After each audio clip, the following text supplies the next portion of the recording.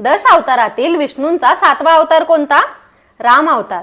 पण असं काय घडलं की विष्णूंना हा अवतार धारण करावा लागला? दशावतार महागाथा भाग 7 मध्ये तुमचं स्वागत आहे. त्रेतायुगात रावणाचा अत्याचार, मर्यादा, धर्म आणि समाज सगळंच कोसळत होतं. अहंकारी रावणाला देव, दानव कोणीच मारू शकत नव्हतं. एकच उणीव, मानव त्याला मारू शकत होता. त्यावेळी भगवान विष्णूंनी राजा दशरथांच्या घरात अयोध्येत जन्म घेतला, राम म्हणून. रामाचं आयुष्य म्हणजे अवताराचा हेतूच माणसात जगणं.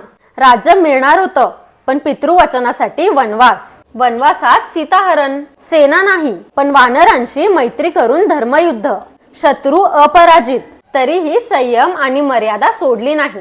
रामाने रावणाचा वध केला. ही विजय कथा नव्हती, ही होती धर्म परत आणण्याची कथा. आणि अयोध्येत परतल्यावर रामराज्य म्हणजेच न्याय, शांती आणि समतेचा आदर्श काळ. यानंतर विष्णूंचा 8वा अवतार कोणता आहे हे तुम्हाला माहिती असेल तर कमेंट्स मध्ये नक्की सांगा.